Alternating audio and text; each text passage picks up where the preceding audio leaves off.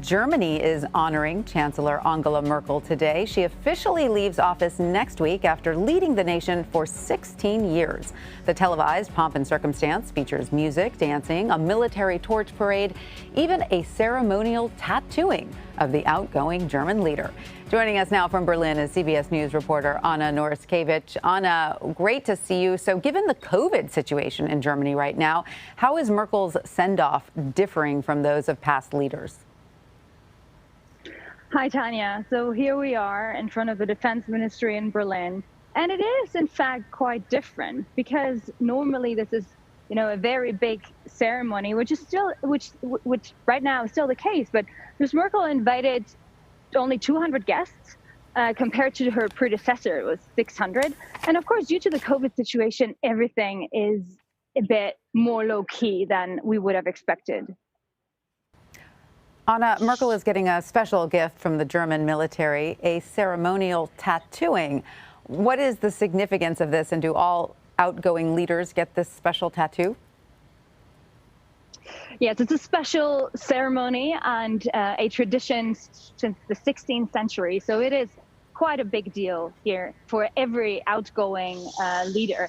The thing here is that right now with Merkel's farewell, it's quite low key due to, of course, the corona pandemic.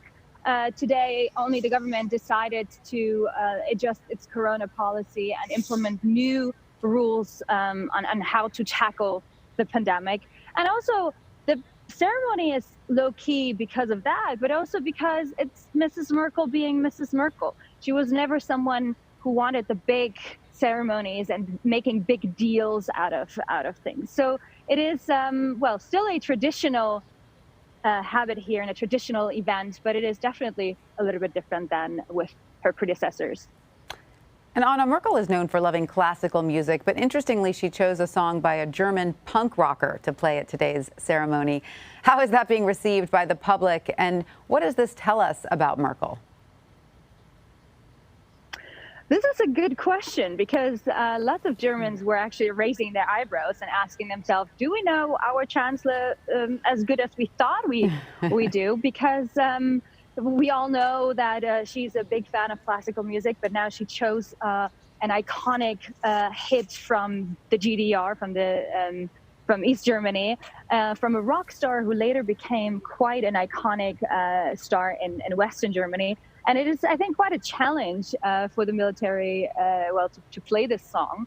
And it is essentially a rock song, which is quite nostalgic about how things were in the GDR in Eastern Germany. So it's important to know that Mrs. Merkel, she was born in the former GDR, so she definitely has some nostalgia here and there. So that's probably one of the reasons why she picked that punk song, which is also a song that you hear it once and it stays with you forever. Love to hear it. All right, so circling back to the pandemic now, Merkel did meet with officials to discuss new COVID measures there in Germany. What more can you tell us about that and what the current situation is in Germany?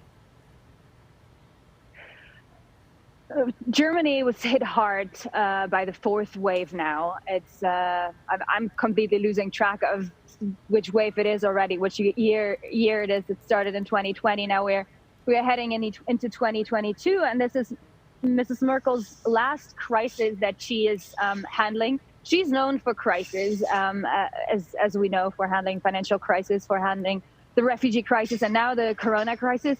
And the fourth wave is hitting Germany hard. So right now, she was committed to tackling the pandemic and leaving office by making as much as she can and doing as much as she can in order to tackle it. So now the government implemented a new set of rules where it's essentially a lockdown for the unvaccinated, for people who refuse to get a shot. And the rules are now that basically there are even tougher restrictions for the unvaccinated in terms of meeting other households, meeting other people, and also they're completely banned from social life. So going to restaurants, going shopping, going to cafes, bars, etc.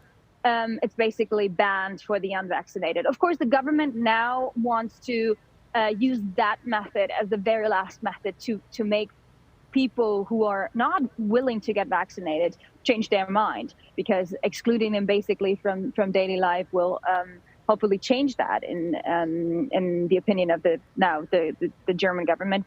Now the question, of course, is in terms of vaccinations, we still don't have mandatory vaccines in Germany. Even healthcare workers do not have to get vaccinated. It's still up to each individual to make this decision. And now there's huge debates about whether there will be a mandatory vaccination.